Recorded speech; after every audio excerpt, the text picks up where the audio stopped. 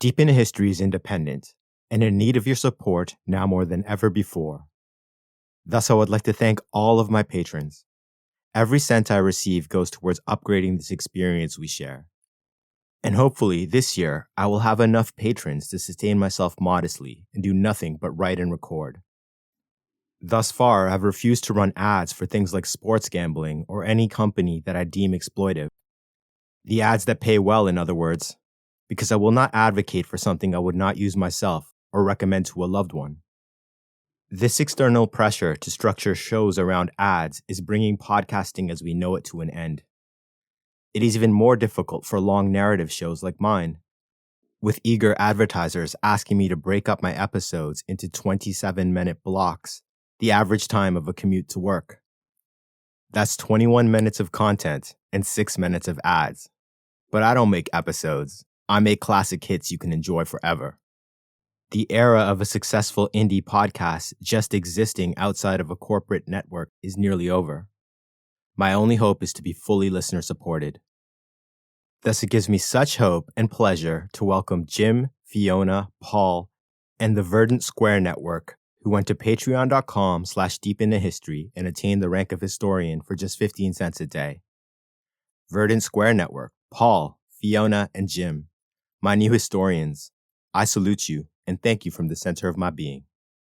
I would like to extend a special welcome to Big Brother Bruce, who generously chose to support the show at an elevated level. So, Big Brother Bruce, your level of support for Deep Into History is peerless. Consider this a foreword. Because my episodes range from the ancient to the medieval, Deep Into History has been labeled an ancient history podcast by the powers that be in the community. And while I agree I can take you on an ancient trip like no one else can, I am well read on our modern era and find it equally fascinating. I think the reason that I've yet to cover it is that the closer we get to today, the implications of the past, the resonance is much stronger. This coupled with the fact that much of it is dark, and that most of it is ignored by the media when they attempt to contextualize our time, makes it doubly so. There is a reason for this, of course. It isn't covered because our governments are still operating using the same playbook. And if the general public were well versed on recent history, we may well start asking why we were repeating the same patterns of behavior and seek to vote in leaders who would stop the chronic cycle of tragedies that is leading to the destruction of our planet and the suffering of billions of people. Continuing the smash hit series Versus is still my top priority, and my enchantment with the ancient will never end. After all, the saga of how the Republic fell to the Empire has many lessons we can apply today. But I have decided to use my voice on this platform you have given me to shed light on more recent history as well. You and I will face the darkness together.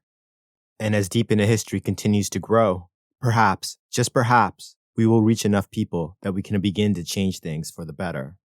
Because so much that is fed to us in the relentless news cycle we are all trapped in is meant to stoke anger at the gross spectacle that politics has become, pick sides, and keep us divided.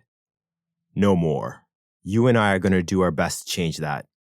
Thank you so much for listening. It is from you that I draw strength to attempt this. I realize venturing into this territory may cause you to feel uncomfortable, because certain established conventional wisdom will be challenged, and mostly utterly refuted with historical facts. It is my hope that we can redefine said wisdom, just as Deep Into History has redefined the History Podcast. Today I bring you the saga of one of the most successful naval actions of all time. But the thing is, you've most likely never heard of it. Or if you have, it exists as less than a footnote, something that some historian mentioned in a paragraph or two. The reason that this raid is so rarely spoken of is that much like Brennus's raid on the Oracle of Delphi in 279 before the Common Era, it is rather embarrassing to some major world powers.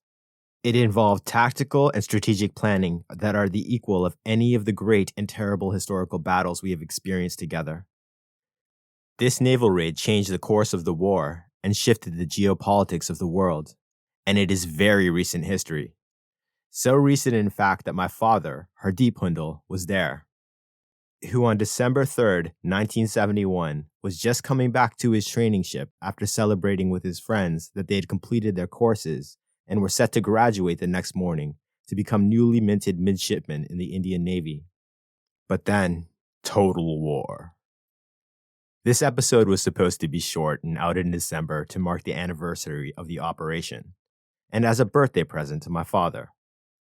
As always, I needed to give you context, then said context required context of its own. I've gone beyond the normal scope of research and reached out to many professors and journalists to ensure my telling is as accurate and unbiased as possible. A huge thanks to everyone I spoke to. It gives me great pleasure to bring you this epic tale the way it should be told. The way it actually happened.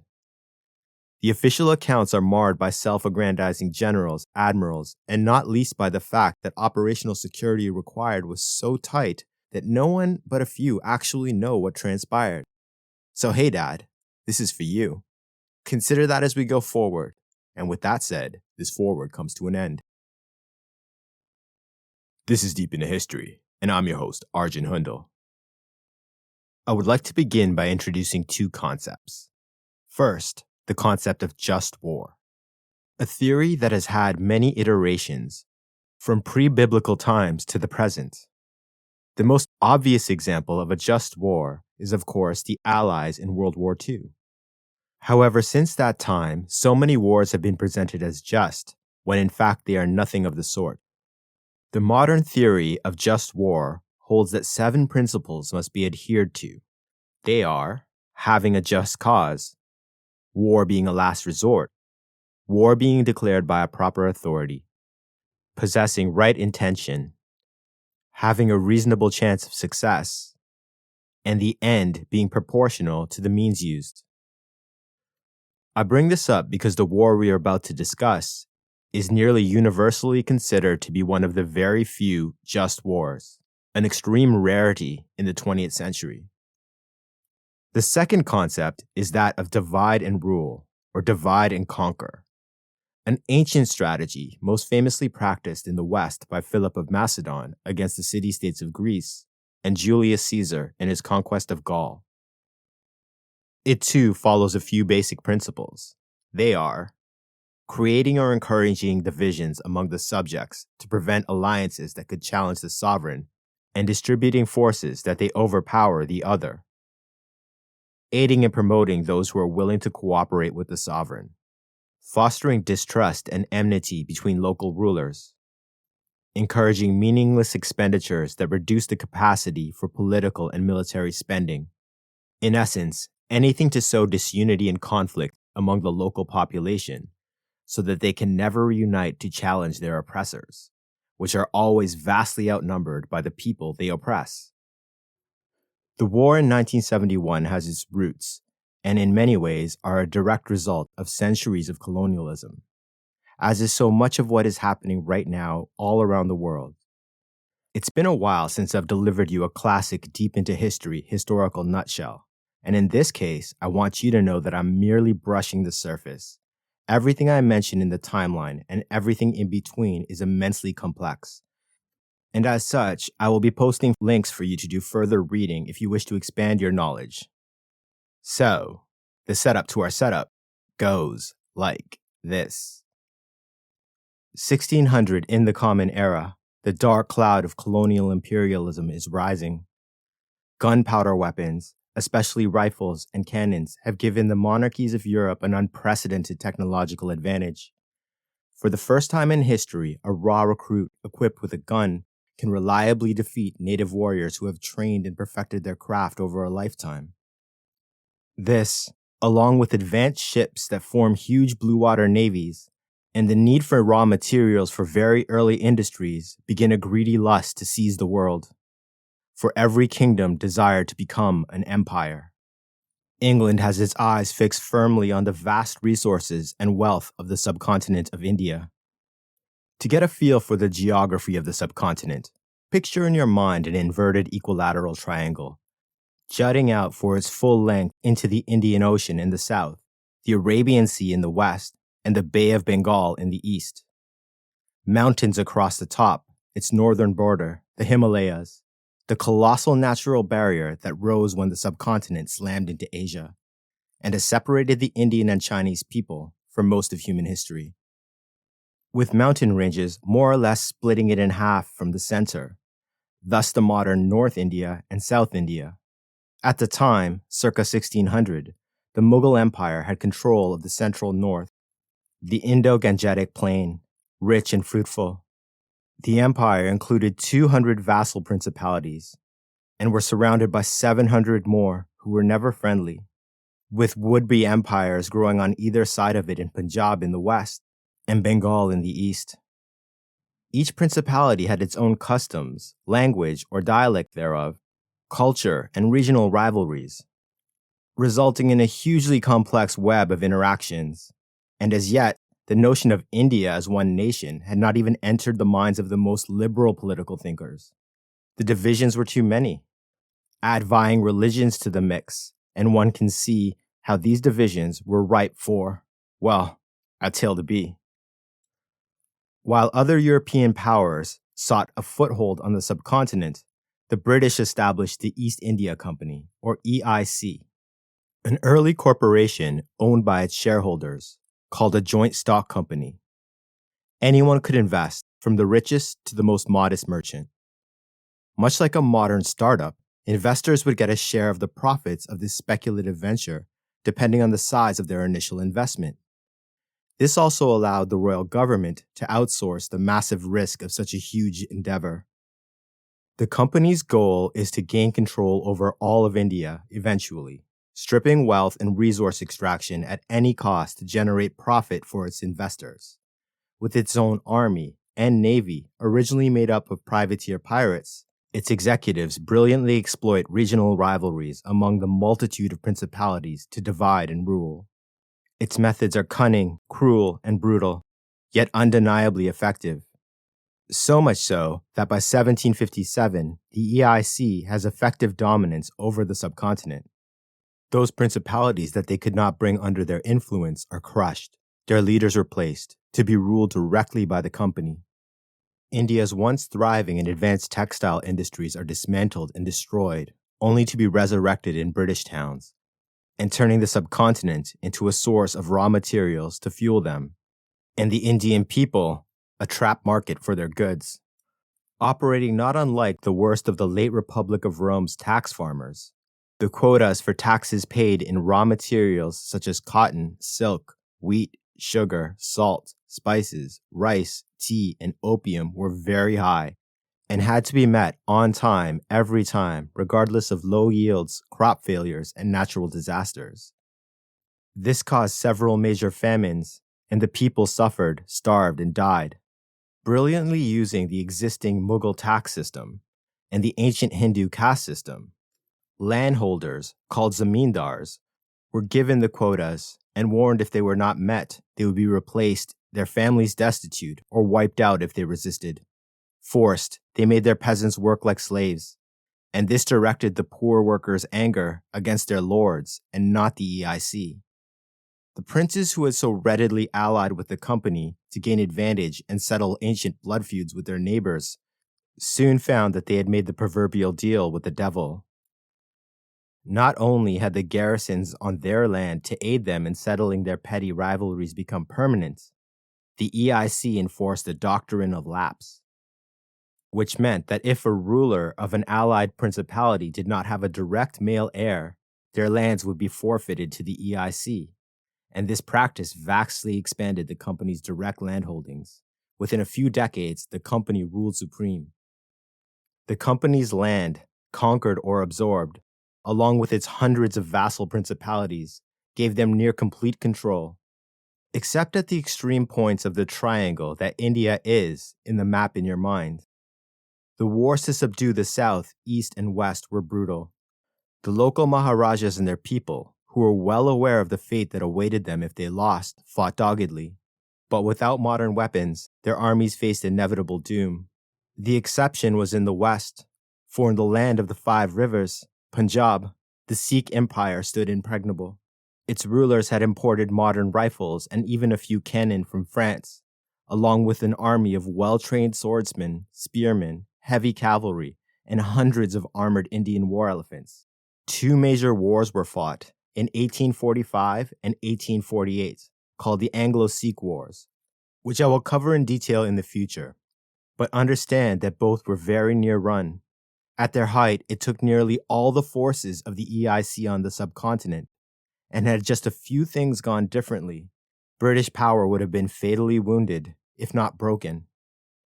And the surviving Sikhs were in disbelief that none of the peoples of the subcontinent took up arms to fight for their own freedom, while company garrisons lay empty during both wars. In truth, they felt betrayed. And thus, in 1857, when the Sepoy Mutiny, an eventual massive rebellion of native troops, broke out in response to the myriad indignities and cruelties inflicted by the company, the Sikhs in general took no part, and this was noted by the EIC and back home in Britain. It was a bloody and brutal rebellion, with far too many nuances to cover. But there are a multitude of books and lectures widely available. But what nearly all of them omit is that in that same year, the first universities were opened in India. These came after decades of effort, campaigning, protests, and petitions from intellectuals. In fact, Karl Marx wrote a series of articles for the New York Daily Tribune, which took note of the plight of the peoples of the subcontinent and the rising unity around the ideas that these intellectuals spread. The beginnings of a movement for Indian self-determination among peoples of all religions, particularly Hindus, Muslims, and Christians, from which could spring a sense of national identity for the first time in the subcontinent's long history. If the people rose together, organized, and worked towards a common goal, the EIC's control and the oceans of wealth that said control brought would be lost. Seeking to exploit any division they could, company agents began a vast campaign of bribing Hindu and Muslim clerics to begin preaching against the peoples of other faiths, empowering the most radical elements and beginning the age of religious strife, divide, and rule. This is not to say that there weren't religious conflicts in the past. There most definitely were. But because of the hundreds of different principalities, these were largely local affairs that rarely spread beyond the borders of a few regions. And as the Sepoy Mutiny came to a bloody close, the East India Company was nationalized by the British throne for its misrule. Yet the EIC's campaign of hatred still spread across the land, and soon, even in peaceful, prosperous towns, populated by Hindus, Muslims, Christians, Jews, Sikhs, and people of all faiths, where they just live their lives, enjoying each other's traditions, the way so many of us do with our friends, the dark sermons of the bribed priests and clerics spread in conversation. We must understand, in many places, these holy men were who the uneducated peasants went to for wisdom, taking them at their word. And because of this betrayal of that trust, for they knew their words carried incredible sway, the people began to see each other differently. The societal sin of otherizing had begun. People finally had others close at hand to blame for their poor material conditions. Each sermon sowing division, causing religious clashes, and death, each death magnifying the divisions as familial pain turned to hatred, only to lead to more deaths. As stated, in 1858, the company was dissolved when the Crown bought out its shareholders, in effect nationalizing the company. Beginning the British Raj, when Queen Victoria was proclaimed Empress of India, history unfolded. The peoples of the subcontinent struggled through colonial rule. In 1905, the Imperial Viceroy of India facilitated the partition of Bengal. The religious divisions sowed by the EIC had borne fruit in what would become the model for the future partition of India itself. Hindus and Muslims were forcibly separated, people ripped from their homes and neighborhoods, and the largest state of India, Bengal in the northeast, as large as modern France, was split in two. This proved disastrous and wildly unpopular, and was undone a few years later. The fruit was not yet ripe. Hatred, fear, and terror of one another was not yet felt by enough people. When the war to end all wars, World War I, broke out, Indians served in the British Armed Forces with distinction. Over 1 million Indian soldiers served alongside British nationals. World War I was a turning point for public opinion in the Imperial Corps. White soldiers served alongside Indians and other colonized peoples from across the empire upon which the sun never set. Normal soldiers, normal working people, got to know each other, fought and bled together. Bonds of friendship, understanding, and affection were formed, shattering the concept of racial superiority that had allowed such exploitation. And people in England began to speak up, and the idea of freedom and independence for India spread. After the ravages of World War II, the British Empire, immensely weakened and financially ruined, with immense pressure from the mass movement for freedom led by Mahatma Gandhi, was forced to give independence to the land that had once been seen as the jewel of the imperial crown. However, the religious divisions that had been fostered to maintain control were now hatreds exploited by fanatics, ambitious politicians, and demagogues. Already, over the decades, rivers of blood had flown in villages, towns, and even cities across the land, which should have been a dire warning of the red tidal wave that would drown the people of the subcontinent soon. These religious hatreds to many prominent and powerful people meant that Hindus and Muslims could no longer coexist as one nation, and the opportunistic spread this message. Thus, in 1947, the partition of India had to happen. Lines were drawn on antiquated maps behind closed doors. There would be a country for Muslims and a country for Hindus and everyone else. The greatest mass migration of people in history, a minimum of 15 million people were uprooted from their ancestral lands. Heartsick, looking for someone, anyone to blame for the loss of everything except for what they could carry, the migrants turned on each other. I cannot do justice to all that occurred. The wounds of partition are still fresh for many, and in respect to them, I will just say that it was a bloodbath with at least 1 million people killed and unnumbered tears shed. War erupted almost immediately between the two new nations. Many objective Indian and Pakistani scholars see partition as a final act of vengeance from a dying empire that decided that if it could not possess its jewel, then no one would.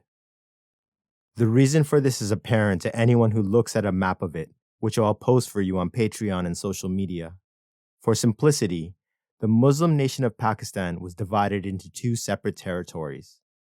In the west, consisting of most of the old Sikh empire, Punjab, down south to the coast of the Arabian Sea, bordering Iran, Afghanistan, China on the north, and a long eastern border with India, West Pakistan. Then, across India, the east half of Bengal, surrounded on three sides by India, except the south coast, where its massive rivers flowed out into the Bay of Bengal, East Pakistan, modern Bangladesh. West and east, one nation separated by over 2,000 kilometers, and between them their most hated foe. And if not an intentional design to cause chaos, strife, and eternal conflict, it was certainly the recipe for all that happened next. To advance our tale, we'll move through the following years after partition at a swift pace. 1950, the Cold War rages. Out of the ashes of World War II, with Europe utterly ravaged, there are two colossal power blocks. The United States of America and its allies formed the North Atlantic Treaty Organization, NATO, representing the capitalist West. The United Socialist Soviet Republic and its allies formed the Warsaw Pact, representing the Communist East. The United Nations had been formed to handle disputes between the 51 established nations who originally signed its charter, and to welcome and aid the litany of new nations created in the wake of retreating colonial power. It is easy to look back on this recent history and believe that there are only two sides in the Cold War, two ways for these dozens of new countries to take. But what is so often forgotten is that there was another way. With the world pushed to the brink of nuclear annihilation during the Korean War, the non-aligned nations movement emerged. Among its most prominent leaders, the first Prime Minister of India, Jawaharlal Nehru, Tito of Yugoslavia, Sukarno of Indonesia, and Nasser of Egypt. The movement sought neutrality and friendship through trade with both sides of the Cold War. Its other goals were to aid one another in recovery from the ravages of colonialism.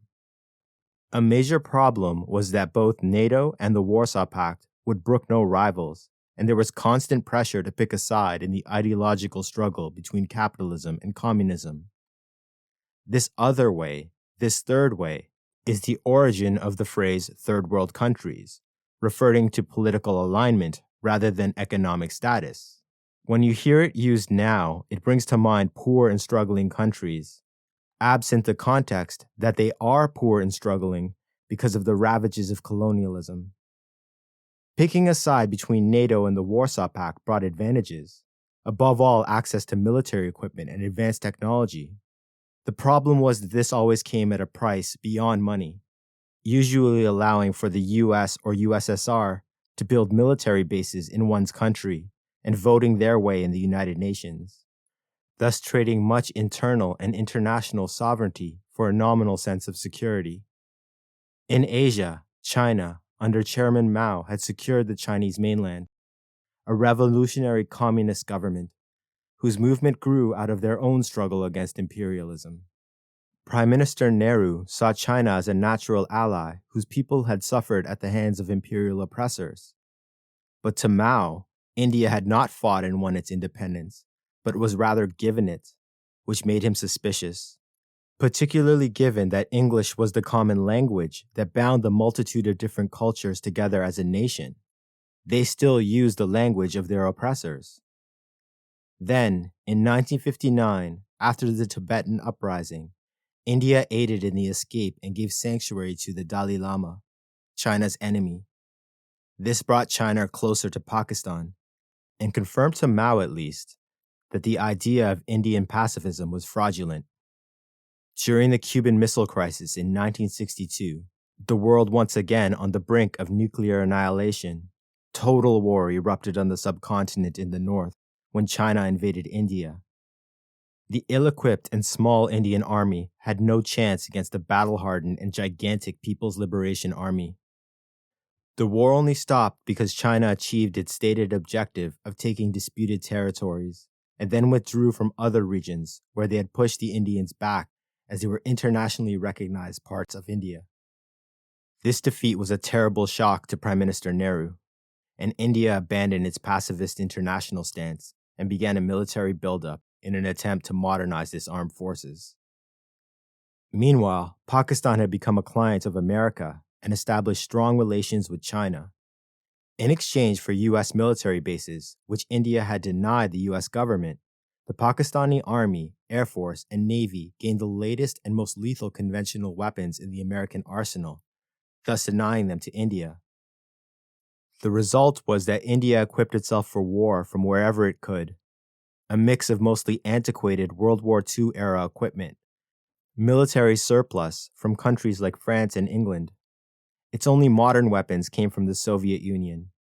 Thus, in 1965, it came as a shock to the West when India and Pakistan went to war over Kashmir, and all that advanced technology proved useless, with the war ending in a UN-enforced ceasefire.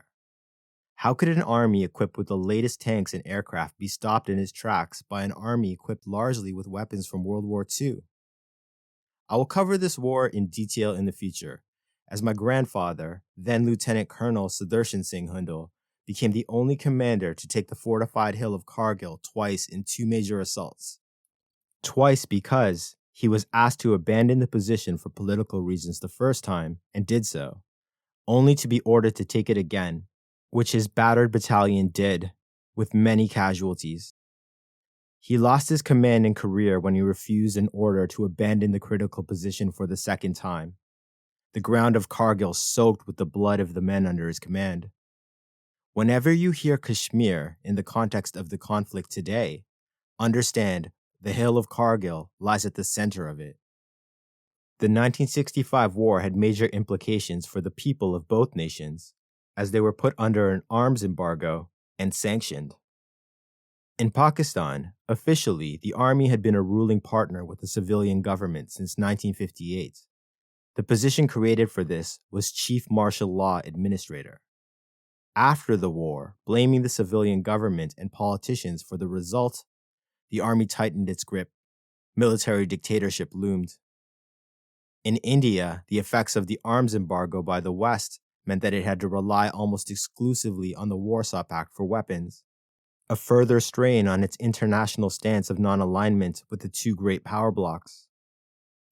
With the Vietnam War raging, America held out the possibility of lifting the sanctions and embargo in exchange for what its leaders wanted: support for the war in Vietnam, and most of all, a naval base on the subcontinent that would allow control of the Indian Ocean, something India would not allow. And relations, though good under President Johnson, deteriorated rapidly after Richard Nixon was sworn in as president in 1969. He had met India's new Prime Minister, Indira Gandhi, the daughter of the first Prime Minister, Nehru, on a world tour before his campaign that so many candidates for president do to establish their international bona fides. Gandhi had maintained a friendly relationship with President Lyndon Johnson, but when she met Nixon, the two had no chemistry at all. Never what anyone would call charming or charismatic, candidate Nixon spoke for nearly 20 minutes straight, until Prime Minister Gandhi switched to Hindi and asked Nixon's escort from the Foreign Ministry how much longer the meeting would last. Nixon, though not understanding the language, had his famous social paranoia and picked up on Gandhi's boredom at what he was saying. He immensely disliked her from that point on, and as we shall see, his personal hatred was reflected in foreign policy when he became president, especially when he learned that Gandhi had developed very friendly relations with Soviet leaders. In 1969, Pakistan was reeling from internal cultural divisions in the East and West. There was a growing movement from the ethnically Bengali peoples of the East, though largely Muslim, completely different culturally, to attain equality with the peoples of the West. It was then that a general, Aga Muhammad Yahya Khan, from now on referred to as Yahya, forced the ruling government to hand over power to him and declared martial law until national elections were held. The Pakistani split of one country divided by 2,000 kilometers was proving completely unmanageable and completely inequitable. The West was home to all the industry and the cultural elite. The East, what is now modern Bangladesh, was used primarily as a source of natural resources for manufacturing in the West and international trade. In fact, nearly all of the foreign exchange of currency vital for any economy came from the East. Also, the cultural divide cannot be overstated. Remember, each region on the subcontinent is in essence a different country, with different languages, customs, traditions, and even social cues. And as such, West Pakistan was in essence using the East in the same way that any colonial power used its colonies. At the University of Dhaka, the capital city of the East, intellectuals of both the very roughly 80% Muslim and 20% Hindu population joined together as Bengalis, and a reform movement was born and became wildly popular. Then, in the wake of a terrible natural disaster, the Bola cyclone, which killed over 300,000 in East Pakistan in 1970, followed by a poor, to say the least, response from its government in the West, the Bengali people were fed up. They desired a new, equitable approach with a fair share in the resources of their country for everyone. So much so that a month later, in the national election, held in December of 1970, the first true national election, the Bengalis of the East won a major parliamentary majority, and the party called the Awami League, led by Sheikh Mujib, was set to take control of the government, moving the center of power to East Pakistan for the first time. In response, General Yahya Khan suspended parliament and became the de facto military dictator of Pakistan. He met with his generals and a few civilian leaders, and Yahya devised his response to this upstart movement. Under the guise of a post-cyclone relief effort, troops were flown into the city of Dhaka, and any existing commanders who could not be counted on to execute the plan were removed. This culminated in Operation Searchlight. Beginning on March 25, 1971, the city of Dhaka was sealed, the university was besieged, and the massacre began. The intellectuals and students who formed the backbone of the movement, both Muslim and Hindu, were murdered. Elsewhere, the Pakistani army forcibly disarmed and contained local army units and police, those of Bengali descent. Thus, in the streets, the most radical elements were given free rein to kill Hindus, spreading a lie among the population that all their problems were due to a conspiracy of Hindu scholars in an attempt to divide them. And then it was revealed that among the regular troops that had been moved surreptitiously into the east in the preceding months were Muslim extremist militias from the border regions of the west. These were unleashed on the villages of the countryside. The scale of the mass murder, torture, and rape that followed over the coming months became known as the Bangladeshi genocide. Refugees came flowing over the border into India, which set up major camps around Calcutta, and whose numbers soon swarmed to over 9 million people, both Hindu and Muslim. Anyone who supported the Awami League, the movement for change, fled, for it was a death sentence to remain. Its leader, Sheikh Mujib, was arrested and taken to the west. This flood of refugees caused a crisis in India, as it put a tremendous economic strain on the new nation that was just beginning to be able to sustain itself. As soon as the killings in Dhaka began, the Consul General of the United States of America, Archer Blood, sent telegrams to Washington urging the president to intervene. These were ignored. So the diplomatic staff of the American consulate, 20 established and respected members of the State Department, wrote this telegram. I want to note that Blood himself did not sign it, to prove that everyone at the consulate was bearing witness to the same atrocities, and this was not some partisan play. What would become known as the Blood telegram read, Our government has failed to denounce the suppression of democracy. Our government has failed to denounce atrocities. Our government has failed to take forceful measures to protect its citizens, while at the same time bending over backwards to placate the West Pakistani-dominated government and to lessen any deservedly negative public international relations impact against them. Our government has evidence of what many will consider moral bankruptcy, but we have chosen not to intervene, even morally, on the grounds that the Awami conflict, in which the unfortunately overworked term genocide is applicable, is purely an internal matter of a sovereign state. Private Americans have expressed disgust. We, as professional civil servants, express our dissent with the current policy and fervently hope that our true and lasting interests here can be defined and our policies redirected in order to salvage our nation's position as the moral leader of the free world. This dire warning of the genocide was not only ignored, and though he did not sign it, Archer Blood would soon be smeared in the press and his career ruined. Slowly, as more and more news of the atrocities came to light in the international media, U.S. allies began questioning why the American government, with near complete and total influence over Yahya of Pakistan, did not intervene. Simple economic pressure would work instantly. The response they got was discrediting of any reports of the dire refugee situation in India and the genocide. The reason for this is President Nixon and his national security advisor, Henry Kissinger, were using Pakistan's close relationship with Communist China to arrange the meeting that was meant to be the administration's crowning achievement in international relations, the visit of the president with Chairman Mao in the following year. Though not exactly a state secret, the negotiations being actively conducted at the time were closely guarded by Nixon and Kissinger. The secrecy to conceal the negotiations for the summit from even those at the top of the Nixon administration planted many seeds of distrust and suspicion.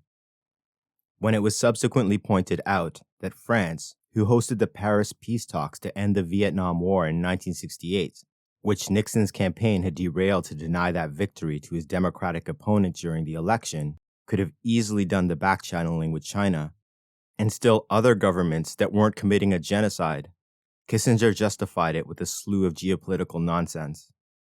In truth, it came down to their personal dislike of Indira Gandhi and the fact that India chose to deny the U.S. a naval base on its territory. Thus, the genocide proceeded unchecked. In East Pakistan, after the university massacre, and with the city of Dhaka under a rule of terror, with civilians killing each other for religious differences, the Pakistani army then moved against the sequestered Bengali police and army units. But some escaped and fought their way into the countryside. These men would form the backbone of the resistance. the Mukti Bahini. They used the refugee camps across the border in India to organize and recruit soldiers, and were soon winning engagements against the murderous militias Yahya had unleashed on the countryside. They began to take villages and even a few towns and gain control of rural regions whose local populations were loyal. But they were desperate for direct military aid from India. Prime Minister Gandhi held a meeting with her general staff, who were split on how to proceed. She wished to avoid a general war at all costs, which she did not believe the Indian Army could win after years of sanctions after 1965, and the now even more glaring technological disparity in arms. In addition, at that moment, India more or less stood alone, with no allies close at hand, while Pakistan was backed by the US. And though unlikely, to the north, China's massive army could choose to aid their ally. It was late April 1971 when she decided to covertly supply the resistance with arms and logistical support, as well as authorizing the Indian Armed Forces to begin covert operations against the Pakistani army in the east in support of the Mukti Bahini. On July 15, 1971, in a televised address to the nation, President Nixon announced the official state visit to China that would take place the following year. This came as a shock to many, as the US had never officially recognized the Communist Chinese government. In India, this confirmed suspicions that the Nixon administration would back its ally Yahya Khan regardless of the atrocities his army was committing for his part in brokering the historic meeting that would come to be known as the Opening of China. Isolated and alone, India took the only option it had. What followed over the next few months is perhaps the most unsung act of diplomatic brilliance of the 20th century. Every Indian embassy and consulate were activated, with hundreds of additional diplomats dispatched to capitals around the globe, informing world leaders of the genocide and the ever-growing refugee crisis, offering all the chance to send observers to verify India's claims.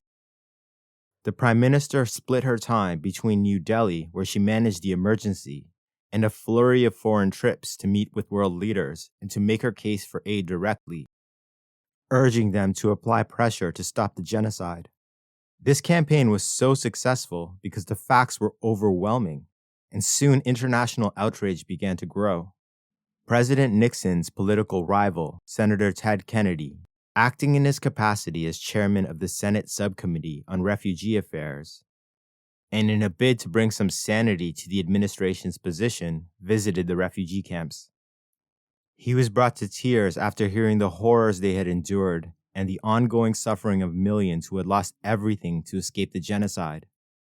His words: "The very young and very old were exhausted from many days and nights in flight, usually on foot. Many were in a visible state of shock, sitting aimlessly by the roadside or wandering aimlessly towards an unknown fate.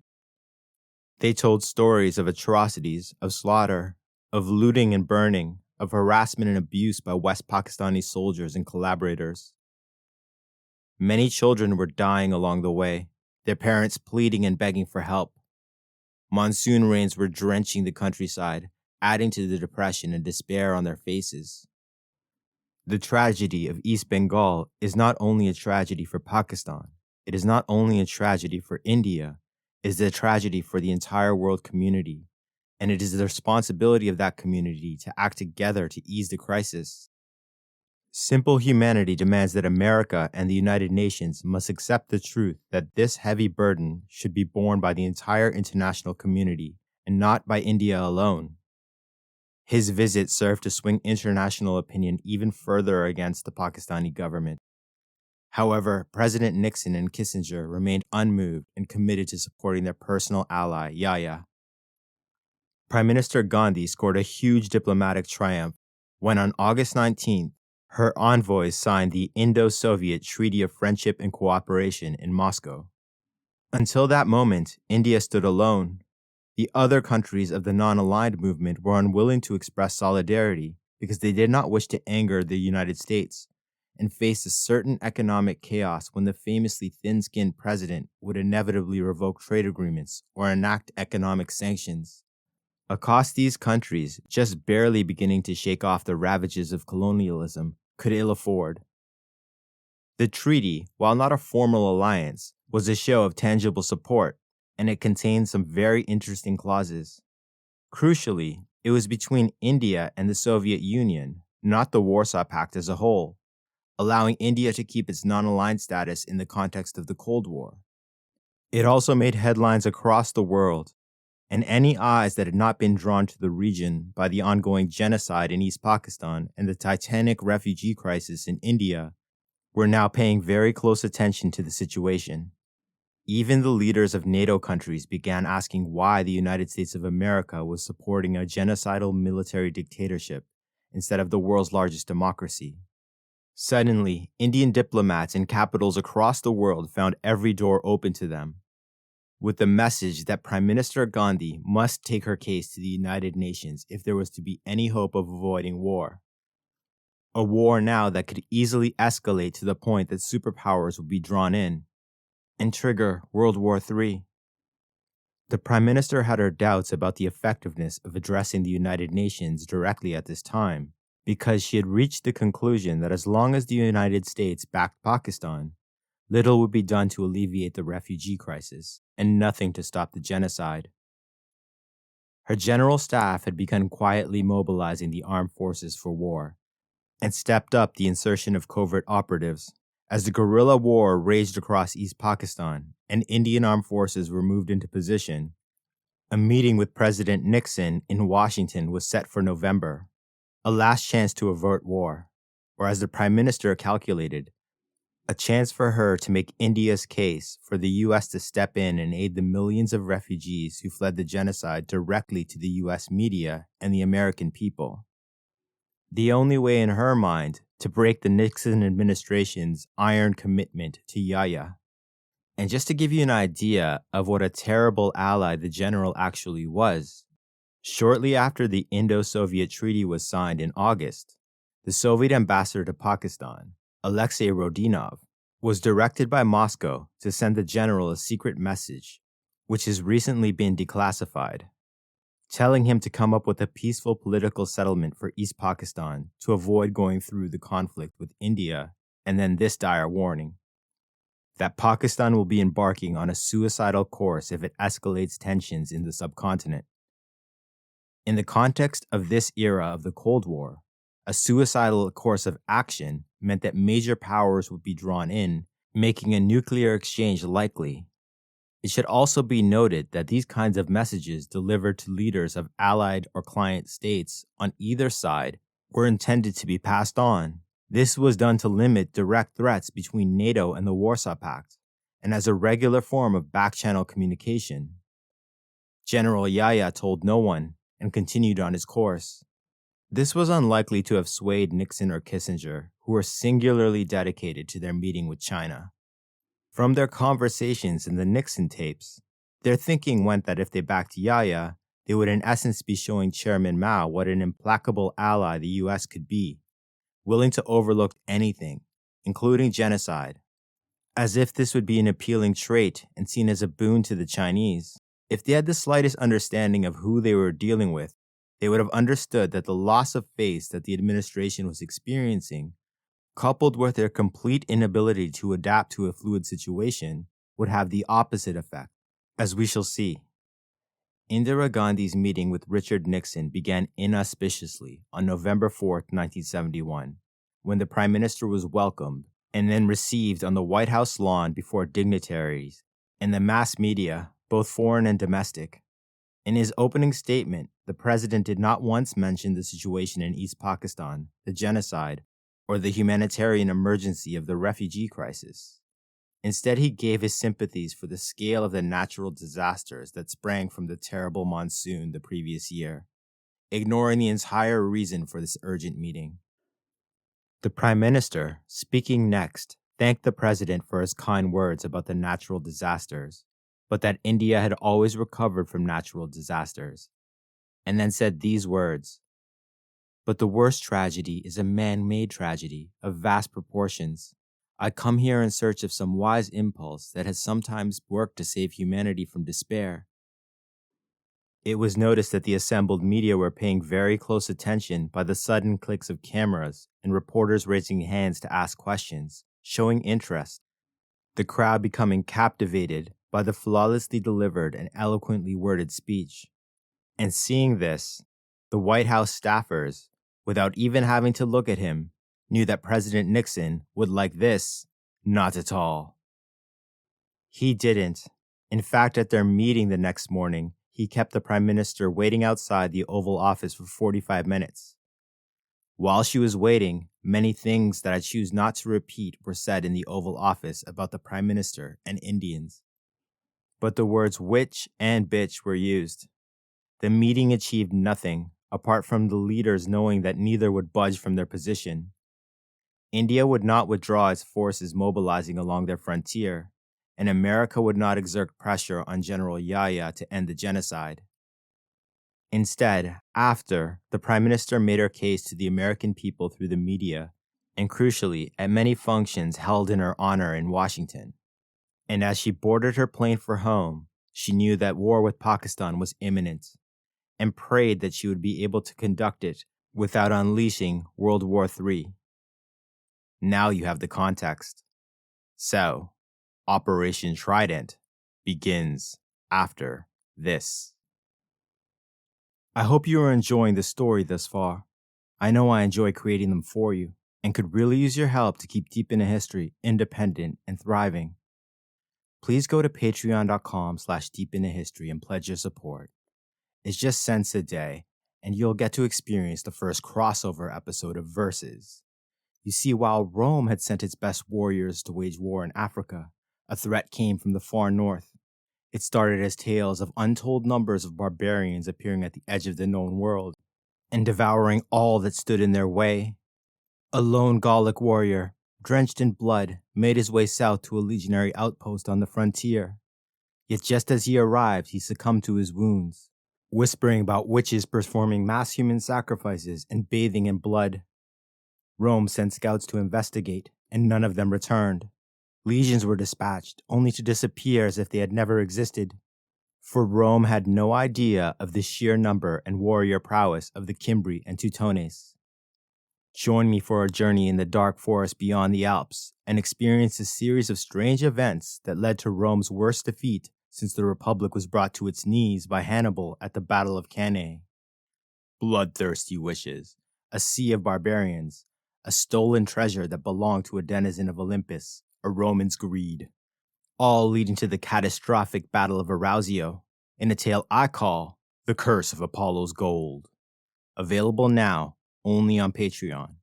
In addition to my ever-growing library of exclusive tales, my patrons receive early releases and will be the first to experience my original 5, with the scripts tweaked, style updated, remixed, and remastered in my new Revisited series. Now back to Codename Trident.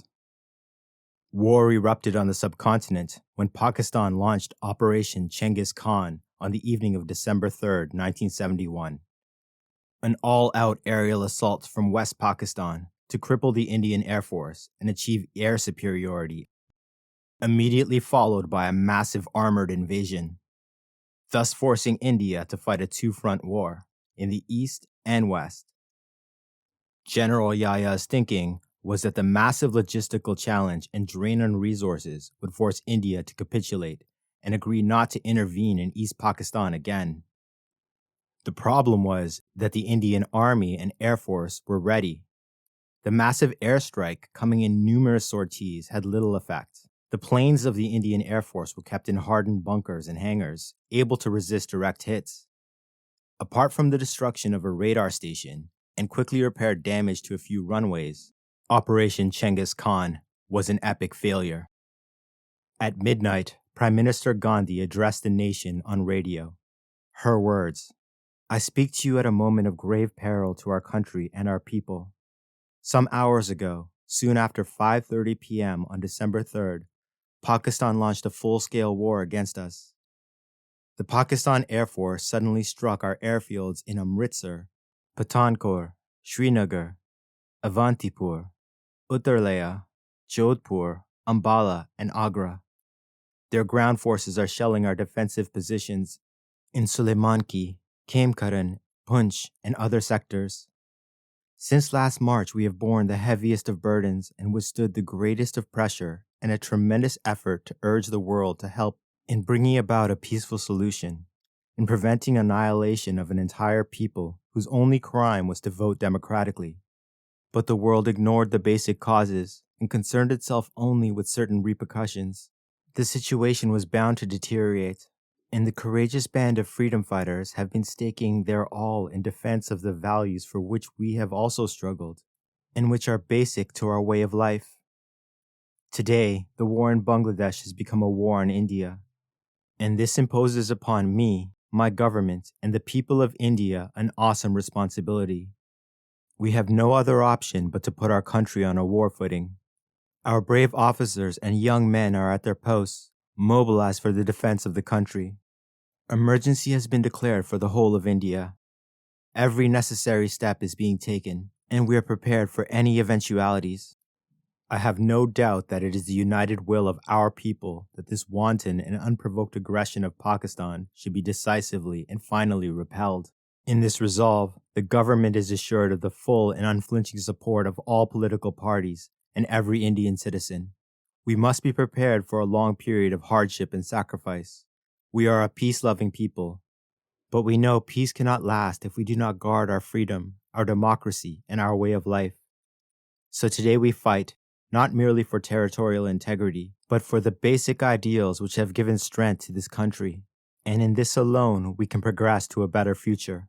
Aggression must be met, and the people of India will meet it with fortitude and determination, with discipline, and with the utmost unity. This address galvanized the population, and the nation was united. The 1971 war between India and Pakistan began in the west and exploded in the east. Major battles took place on land and in the sky. But this is a tale of the sea, the saga of the Indian Navy's finest hour. After an embarrassing showing in the 1965 war, had undergone much modernization. It was a polyglot navy made of ships from different nations. From World War II era Royal Navy ships, a recently refitted aircraft carrier, the Vikrant, a few newer frigates, and 2 cruisers. And its most recent additions, from Russia, will factor into our tale in a major way. And they were not ships at all. These were boats. 4 OSA-class missile cutters. The USSR had designed these for coastal defense, lightly armored but extraordinarily fast, with powerful engines that could propel the boat at an incredible 42 knots. Armed with 4 sticks, as in the river Styx, anti-ship missiles. The concept behind the OSA was to line the coast with them on launches that would propel them into the sea, where they would speed out in numbers and launch their deadly payloads at enemy ships, an answer to the huge and powerful American carrier battle fleets. These relatively inexpensive boats would swarm an enemy fleet, launch their missiles before speeding away. OSA means wasp in Russian. One major drawback of these boats was that their engines had a lifespan of 500 hours at sea before needing replacement. They literally burned themselves out. In the 1971 war, they were not seen as an offensive threat with no utility beyond coastal defense, and thus a non-factor. For the war, the Indian Navy had been split between the 2 coasts. East in the Bay of Bengal, a battle fleet centered on the aircraft carrier Vikrant, along with its major surface combatants, to conduct airstrikes and coastal bombardment on the forces carrying out the genocide in East Pakistan. In the west, on the Arabian Sea, the fleet was primarily older frigates and antiquated submarines. Their goal was to pen the Pakistani Navy in ports and enforce a blockade so that no military material, and crucially oil, could reach West Pakistan from its allies. If successful, the blockade would ensure that the war would be short, as Pakistan would run out of supplies with which to conduct it. And since a traditional naval blockade would be impossible, the situation called for something untraditional. For your knowledge, when you hear the prefix INS, it means Indian Naval Ship, or USNS, meaning United States Naval Ship.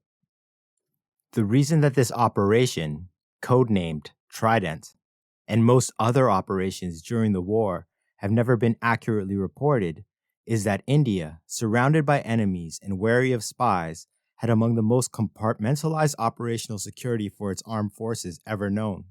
Quite literally, one unit would have its orders with no idea what others were doing. The grand strategy and overall objective was only known at the highest levels. Thus, it gives me great pleasure to give you the definitive account of Operation Trident for the first time. The way it should be told, the way it actually happened, as told by my father, Hardeep Hundal, who took part in it. Ready? Then let's go. December 3rd, Bombay, India. Out on liberty after celebrating their impending graduation. About to become midshipmen the following morning, 4 cadets returned to their training ship, the INS Krishna, at 10 p.m. Their ship was undergoing a 6-month refit, which had only begun a week ago. The cadets arrived to find a flurry of activity on deck, and instead of being able to sleep off the night's festivities in their berths, they were met by an officer who handed them a list of sailors who had gone ashore. They were each assigned a jeep with orders to retrieve them immediately. When they returned, shortly after midnight, INS Krishna was completely refitted, her boiler steaming. Aware of the continually escalating tension between India and Pakistan, their suspicions were confirmed. The war had begun. December 4th, 2 a.m. The INS Krishna, INS Tir, along with a 3rd frigate, got underway, and where the shipping channel of the port of Bombay met the open Arabian Sea, the flotilla were met by a familiar sight emerging on the water out of the darkness. 3 Osa-class anti-ship cutters. 4 had arrived in Calcutta shortly after the Treaty of Indo-Soviet Friendship was signed in August. Called by the men of the Indian Navy banana boats because India had paid for them in fruit. They were the latest and most technologically advanced boats in the fleet.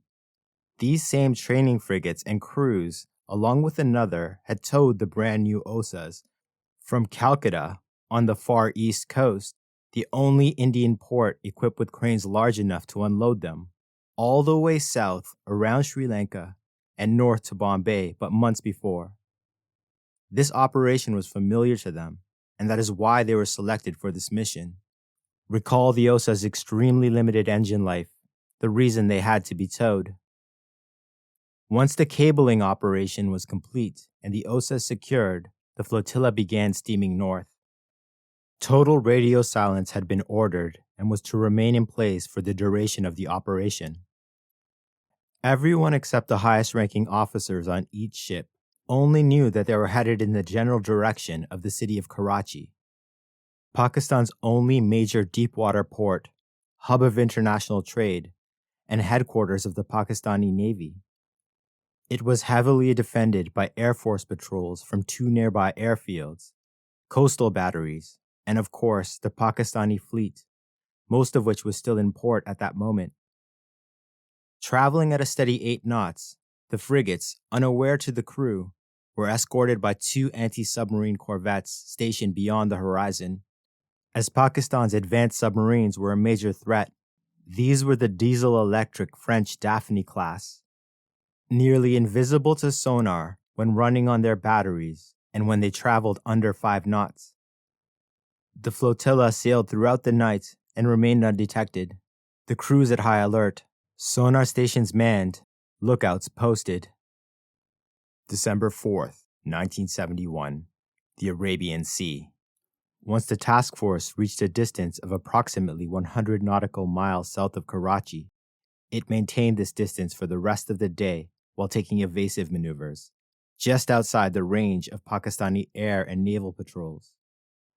As soon as the sun set, they began steaming north again, for Indian intelligence reports indicated that most of the planes of the Pakistani Air Force lacked nighttime bombing capability, and any that did would be desperately needed to support the offensive operations on land. At approximately 70 miles south of Karachi, the Osas were untethered from the frigates. Their powerful engines revved to life, and they rocketed north at 42 knots.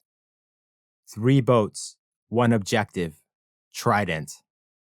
Each OSA only carried 4 Styx missiles. Each missile weighed nearly 5,000 pounds, was 19 feet in length, with a warhead that contained 1,000 pounds of high explosives. Each stored in its own tube, 2 per side, and ran the length of each boat. The entire assault would depend on a total of just 9 Styx missiles being fired, as each OSA had to keep 1 missile in reserve for self-defense in case they encountered enemy warships during their escape from the raid. After just 10 minutes of blazing across the water, the OSA's radar systems picked up the presence of enemy ships. 3, 1 to the northwest and the other 2 to the northeast. So the Trident split. The OSA INS Nirgut altered course to engage the target in the northwest, which radar operators had identified as a destroyer. It was the PNS Khyber on active patrol. At maximum range, 40 kilometers, the OSA launched its first Styx missile at the target. The huge anti-ship missile was erroneously identified as an incoming aircraft. The destroyer's anti-air cannons erupted at the target, approaching at Mach 1. The Styx missile struck the Khyber on the starboard side and exploded below the aft galley in the electrician's mess at 22:45 Pacific Standard Time. The ship immediately lost propulsion, electricity, and was plunged into darkness. Then the number 1 boiler room exploded, engulfing the ship in thick black smoke.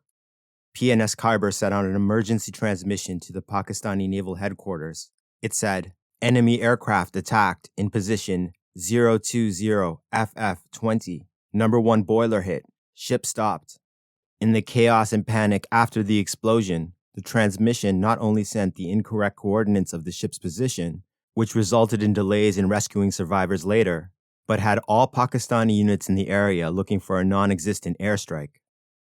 With its target still afloat, the OSA fired a second Styx missile, which was seen approaching and again engaged with anti-aircraft guns from the decks of the Khyber. The missile struck the number 2 boiler room on the starboard side, sinking the PNS Khyber immediately. To the northeast, at 2300 hours, the second prong of the Trident, the OSA INS Nipat engaged its 2 targets that were sailing north to the port of Karachi. Verifying the targets on radar, the OSA launched 1 Styx missile at each.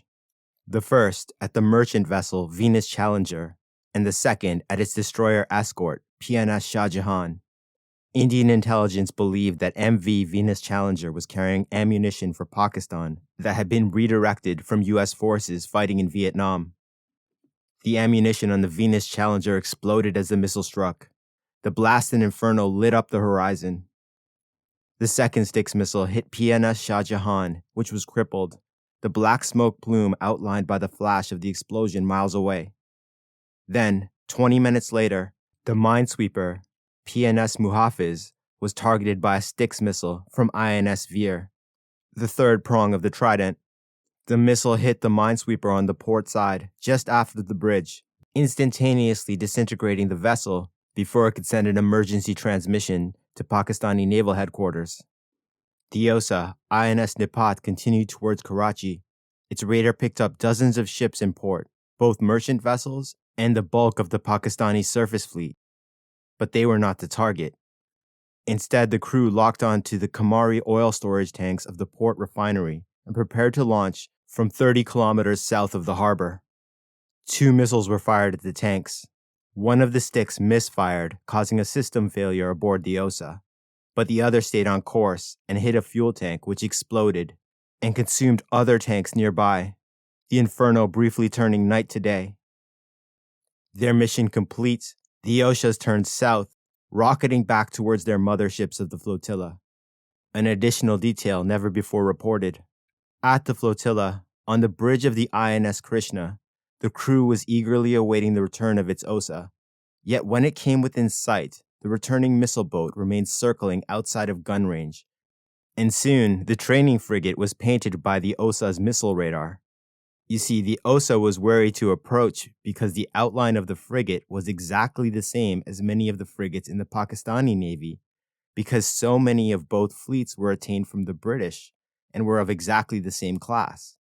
Thus, friend or foe was impossible to tell on sight. It has been erroneously reported that the flotilla was under orders to speak Russian over the radio in an emergency situation. This is not true. In a series of desperate Morse code signals, using the Krishna's lights, identifying the ship as the Osa's allies, the signals flashed out, repeated again and again. Minutes filled with tension passed, until finally the crew of the Osa understood that they had safely returned to the flotilla. The cabling operation began immediately, and once all three prongs of the Trident were tethered, the flotilla turned south to make the journey back to Bombay. In Karachi, the fire at the port burned late into the next day. Operation Trident had been a resounding success. However, since one of the two missiles that had been targeted at the oil facility had failed, the damage done was not total. Pakistan's oil reserves had not been entirely crippled as planned. And critically, the tanks containing jet fuel, the life's blood of the Air Force, remained mostly intact. And as the raid had been reported as an aerial attack, the Pakistani Air Force had stepped up its patrols, making an airstrike by the Indian Air Force to finish off the oil facility impossible. With nearly all of its major surface combatants in the Bay of Bengal, the Indian Navy had no hope of maintaining a traditional blockade on Karachi. Thus, it kept a few frigates south of Karachi, just outside of the range of the Pakistani Air Force, as the flotilla had done before, presenting a tempting target for the Pakistani Navy. This was by design. One immediate effect of Operation Trident was that the owners of the merchant shipping fleets of the world were pulling their ships in Karachi out and sending any that were on course there elsewhere. So with the tempting targets of the Indian frigates just out to sea and the flood of merchant ships leaving port, the Pakistani Navy began sending its surface fleet out interspersed with foreign cargo vessels to assemble and break the fragile blockade, leaving Karachi open to another attack. So it was that on the night of December 8, 1971, 4 days after, a second, smaller version of Operation Trident was launched. Recall that India had bought 4 OSAs from Russia, and only 3 had been used thus far. Once again, using the cover of night, the follow-up operation occurred. Codename Python. A single OSA, INS Vinash, was towed close to Karachi, rocketed north, and at maximum range launched all 4 of its Styx missiles. Before turning to return to its mothership, the missiles were targeted and had locked onto every remaining oil asset in port. The first Styx hit the remaining tanks at the oil facility, causing an inferno so bright that it was seen from hundreds of miles away. And the other 3 respectively scored direct hits on the Panamanian fuel tanker SS Gulfstar, the fleet tanker PNS Dhaka, and the British merchant vessel Harmattan, carrying crucial war material. The result of the major Trident and minor Python raids was to cripple the Pakistani war effort, not only terminally disrupting the economy by forcing all trade away from West Pakistan, but the inferno of the blazing oil facility spread, destroying all warehouses that stored recently delivered ammunition from its allies. The blaze kept spreading, and the port of Karachi was rendered useless as it burned for 7 days, what turned out to be the duration of the war. Cutting off Pakistan from all war material and most trade from the international community by the effective loss of its largest port, and isolating the country from its allies. These 2 naval raids had the world baffled.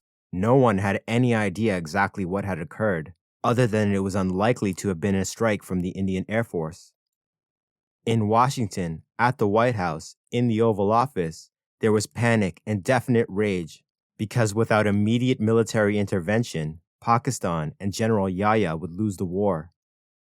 In fact, in the east, the Pakistani forces were in danger of being surrounded in the city of Dhaka. And in the west, the Pakistani army was taking horrendous losses, unable to dislodge the Indian army from its prepared defensive positions, despite their technological superiority in tanks and artillery. So in answer, President Nixon ordered the 7th Fleet, centered on the largest aircraft carrier in the world, the USS Enterprise, nuclear-powered, and with nuclear bombs for its aircraft in its holds, to sail into the Bay of Bengal from its station in the Gulf of Tonkin. A massive escalation of the crisis from a country that until that moment had declared it was not involved, though the move was officially reported to the media as a relief force to allow, if needed, the evacuation of the Pakistani army in the east.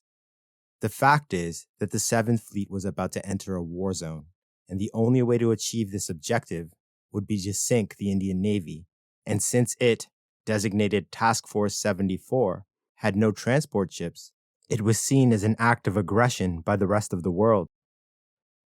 As war had officially been declared by India, a foreign battle fleet entering the Bay of Bengal to support an ally entering Indian waters would be taken as hostile, meaning that to India, given all that had happened in the previous year, it appeared that the United States Navy was getting ready to sink the Indian and then launch an air war on the Indian Army advancing in the east, a general war against the Indian Navy on the water and in the skies against the Indian Air Force, a war India could not hope to win. Mobilizing Task Force 74 of the 7th Fleet would take days, as its ships needed to be resupplied. Days that India desperately needed to end the land war in the east. That is, in the nascent country that the world press was beginning to call Bangladesh, to the chagrin of the Nixon administration. Since the conversations about the war from the Oval Office are long, I have pulled a few quotes from them and created a summary of the discussions. The president wondered if he was, quote, too goddamn easy on that woman when she was here. Nixon felt he needed to show the Chinese, Russians, and Indians that there was, in his words, a man in the White House, referring to Task Force 74 steaming towards the Bay of Bengal, and inquired of Kissinger when the Chinese were going to mass the People's Liberation Army on the northern border with India, forcing them to end the war to counter the move, and then if, quote, that bitch didn't stop the invasion of East Pakistan, the Chinese would invade. Quote, but let me tell you, she's going to pay. She's going to pay. You may be asking yourself why the president thought China was willing and able to escalate the crisis out of all proportion and start a war that would cost tens, if not hundreds of thousands of lives. You see, the thing is, Henry Kissinger had been playing up his relationship with the Chinese for months in order to make his role in setting up the historic summit between China and America vital. For posterity, of course, and also to become indispensable to his boss.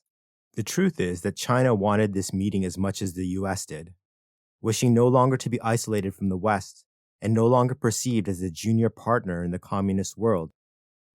In fact, since the Sino-Soviet split after the death of Stalin, it was China's goal to make itself geopolitically one of the three great powers: NATO, the Warsaw Pact, and China, a tripolar world in the terms a political scientist would use.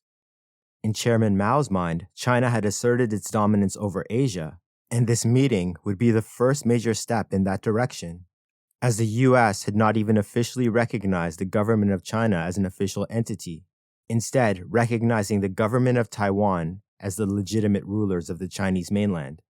And because of this, there were several back channels well underway, not least through France and Romania. China had been reaching out to the West, an obvious signal of China's desire to be officially recognized, and in exchange offering to broker a peace in Vietnam, backed by the word of Chairman Mao and the full power of the People's Liberation Army. This rather glaring nuance was completely ignored by the genius Kissinger, an obvious omission by one who knowingly served the administration that had destroyed the peace talks that had very nearly ended the Vietnam War in 1968. On December 9, 1971, with the port of Karachi ablaze, in the Oval Office, the director of the Central Intelligence Agency warned the president that, quote, East Pakistan is crumbling, and that the Indian Army had annihilated the bands of fanatic militia General Yahya had unleashed in the countryside, and was approaching the capital city of Dhaka from three directions. This was where the bulk of the Pakistani army was stationed, and if surrounded, the war would be lost. On the 10th, committed to Yahya, President Nixon ordered, quote, keep those carriers moving now. Note the plural carriers. We'll come back to that in a minute. In the afternoon, Henry Kissinger reached out to the Chinese liaison he was in contact with at the UN for the coming historic meeting and asked if China would, quote, intimidate the Indians, and was immediately met with the response, as best as I am able to convey it, of, wait, what? No. You see, beyond being the emissary of his president, in Chinese eyes, he had no pull and had just lost face because of the magnitude of what he was asking, completely ignoring the fact that the US now needed China if there was to be any hope of making peace in Vietnam. In that context, China held a rather large chip in Kissinger's own game of realpolitik, and to use it would take convincing talks and accommodations.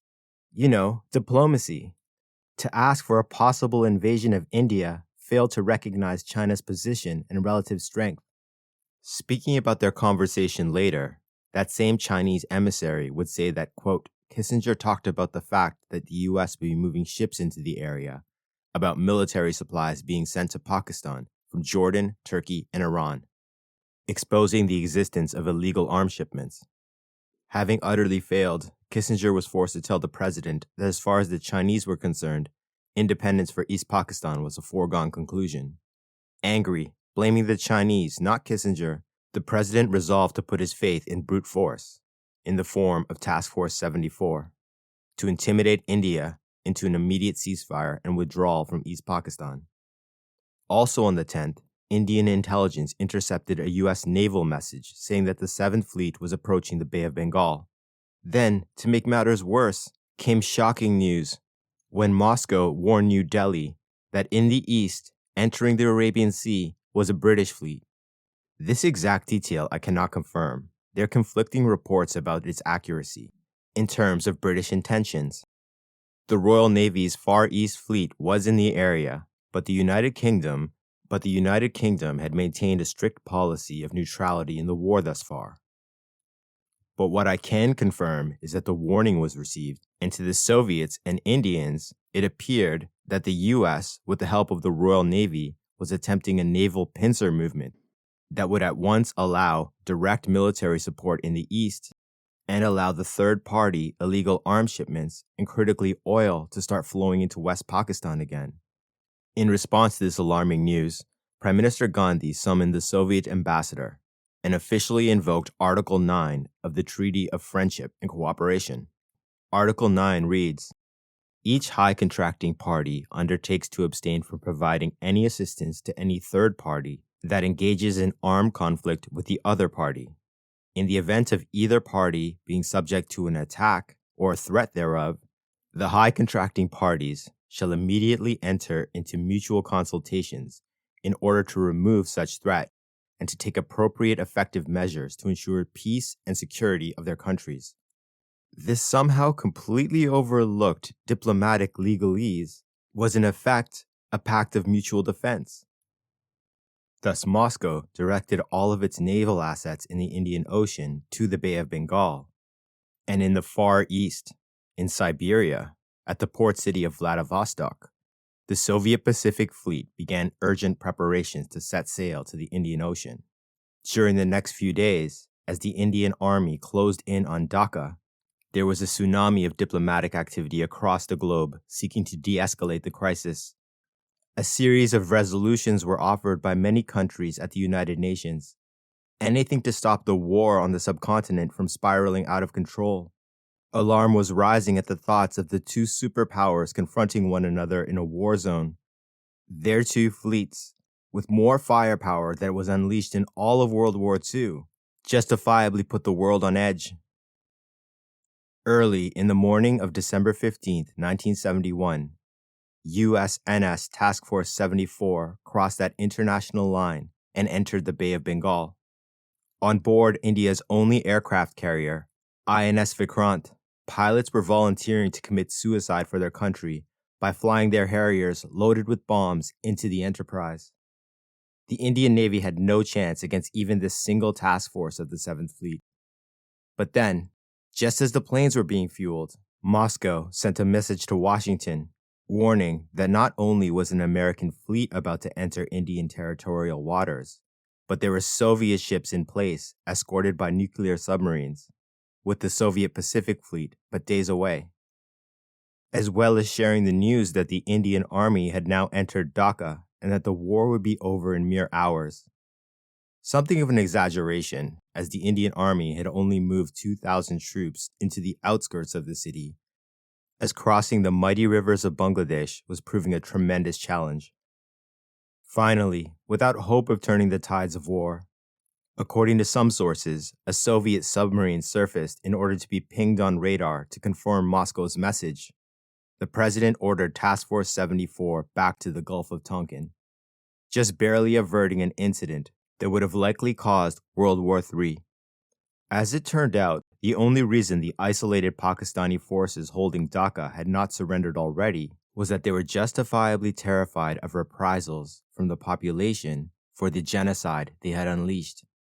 Thus, Indian generals Aurora, a Sikh, and Yaqub, a Jew, just to display the diversity of India in practice, guaranteed the safety of all surrendering soldiers and their repatriation back to West Pakistan.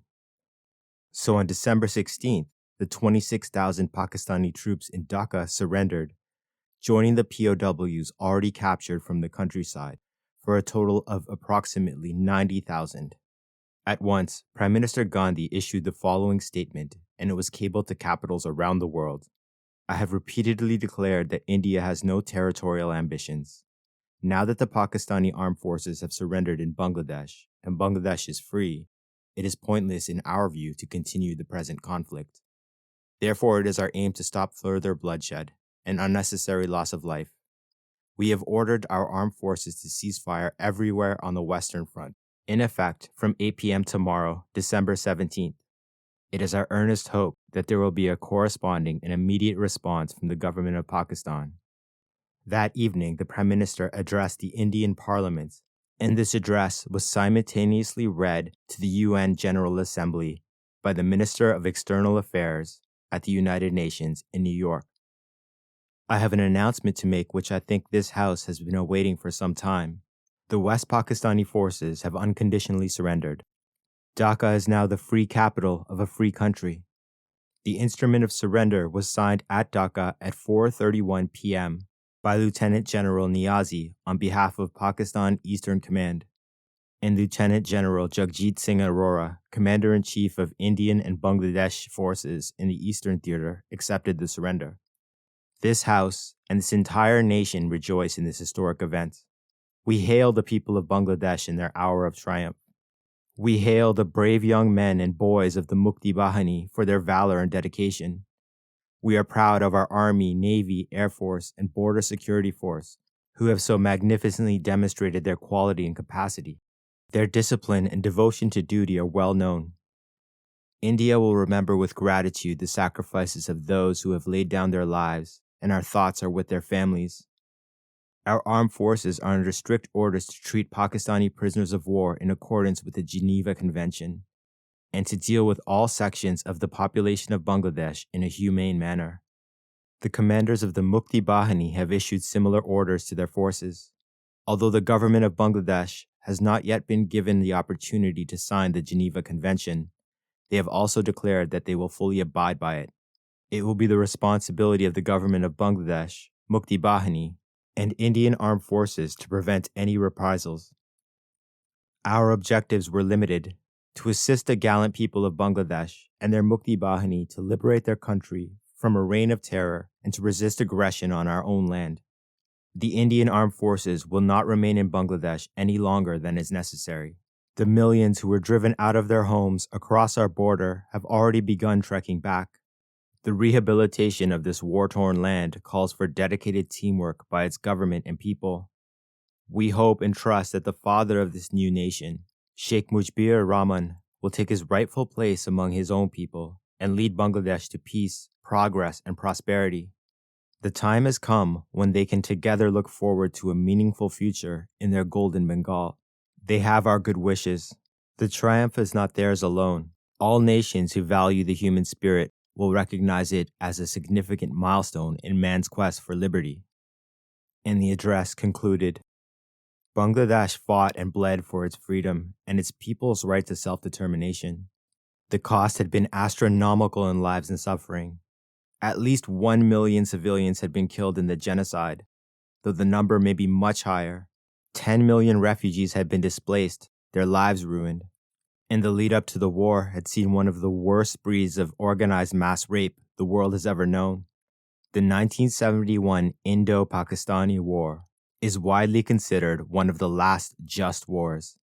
It ended a genocide and freed an oppressed people.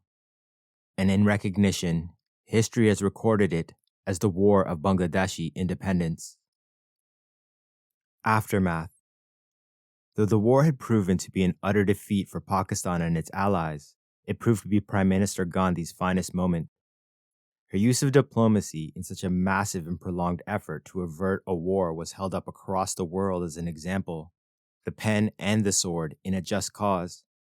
For the briefest instant, a shining beacon to the world that there was another way, and the world reveled in it. And then, like a lit match in the wind, it was gone. General Yahya resigned in disgrace. During the war in December, a widely published column written by journalist Jack Anderson titled U.S. Tilts to Pakistan, which contained confidential information from classified documents regarding unofficial U.S. diplomatic policies towards the crisis. To find and stop the leak, Nixon assembled his team that would become to be known as the Plumbers. They discovered that the leak had come from a yeoman stenographer, Jack Radford. He was spying on the National Security Council on behalf of the Joint Chiefs of Staff, who had become concerned of being cut out of decisions during the secrecy surrounding the lead-up to the announcement of the China visit, and continued spying because they had become concerned over the influence Henry Kissinger had over the president. This was covered up for fear that when made public, it would destroy morale in the military. But it would come to light a few years later when Nixon's plumbers would cause the scandal history has come to know as Watergate. Legacy. The reason Nixon's opening of China does not resonate throughout the world as it does in the US and the UK is that to achieve it, his administration chose to embrace a dictator executing a genocide when there were other, better options. And as many objective historians and political scientists have come to agree, that while historic was required, because Chairman Mao's help was required to force the North Vietnamese back to the negotiating table, which they were loath to do as it was the Nixon campaign that scuttled them in 1968. A sentiment reflected in a Gallup poll in 1972, after the opening of China, where Indira Gandhi was proclaimed the most admired leader in the world.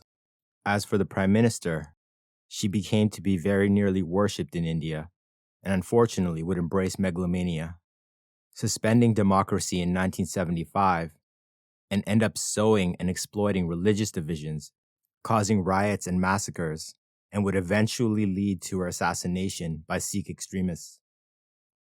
President Nixon would end up resigning in disgrace after the Watergate scandal, one that never should have happened had the public been trusted with the truth that his campaign scuttled the peace talks in 1968, which was known by his rivals at the time, prolonging the war, costing thousands of American soldiers their lives, hundreds of thousands of Vietnamese, and millions in the illegal bombing of Laos and Cambodia. This war crime was never addressed. Henry Kissinger would go on to serve as Secretary of State, enjoy a sterling reputation for diplomatic brilliance, and sit on the board of directors of many major corporations, and remains widely respected, particularly among the elite and powerful, to this day. This lack of accountability would allow future administrations to commit acts like prolonging the Iranian hostage crisis to win an election, Iran-Contra, and the list goes on and on. Universities are attacked in our current discourse for the same reason they always have been. It is on these campuses where we meet, mingle, share ideas, learn, and shed the prejudices we are all raised with to some degree or another, where the concepts, policies, and norms that are used to divide us are challenged and unity is formed. Divide and rule.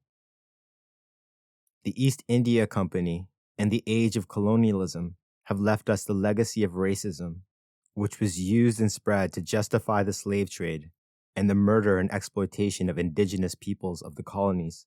Our very concept of race stems from this, and is used to divide us to this day. The EIC's playing off of principalities against one another can be seen in the way corporations move factories from town to town, state to state, country to country, for the slightest advantage and profit, as well as the on-paper movement of headquarters to avoid paying taxes. All of this comes at the expense of the people, their communities, and our planet. The movement of non-aligned nations continues and now includes 120 countries. In this post-Cold War era, it opposes foreign occupation, interference in internal affairs, and aggressive unilateral measures, but has turned its main focus on the socio-economic challenges facing member states, especially the inequalities manifested by globalization and the implications of neoliberal policies. The incursion of Task Force 74 into the Bay of Bengal is rarely mentioned, but it is a major hinge point in history. It convinced Prime Minister Gandhi that it was imperative India have its own nuclear bombs as a deterrent. It resulted in Operation Smiling Buddha, the first detonation of an Indian atomic weapon in 1974. Aggression leads to nuclear proliferation, sadly, a lesson that we have failed to learn. As for the Osa-class missile cutter, after the war, when it was finally discovered how the raid was pulled off, demand for the boat skyrocketed, serving in the fleets of navies across the globe. And because of Operations Trident and Python, the way in which anti-ship missiles were deployed would forevermore be changed. Afterward, I cannot recommend highly enough reading the book The Blood Telegram by Gary J. Bass, winner of far more literary awards than I could possibly name, of the largely forgotten story of the Bangladeshi genocide and the political actors we discussed. I also want you to know I realized that I have shattered some illusions today. In university, one of my favorite books was Diplomacy by Henry Kissinger. After taking political science, I thought he was an intellectual icon. But after listening to and reading the transcripts of the Nixon tapes in recent years, I have come to see the lies and omissions in that book as condemning. He was wrong about far more than he was right, and is a war criminal. But don't take my word for it. Listen for yourself and read the transcripts at nixontapes.org. If you have questions, comments, or wish to discuss anything about this, I am always available to my patrons. Up next in Deep into History, in honor of Black History Month, we will move through the streets of Chicago in 1969. Because everyone always tells the story of how Fred died, we'll experience how Fred Hampton lived in a tale I call Fred Said. Then, refreshed, I can't wait to come back to our genre-redefining saga of how the Republic fell to the Empire.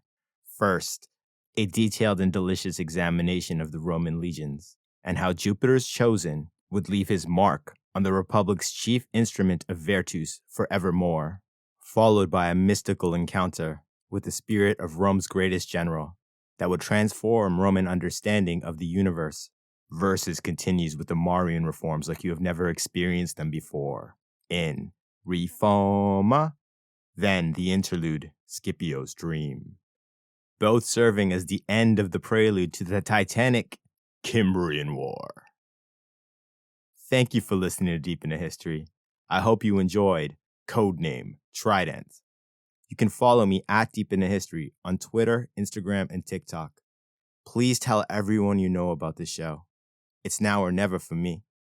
And as always, my dear friend, take care of yourself.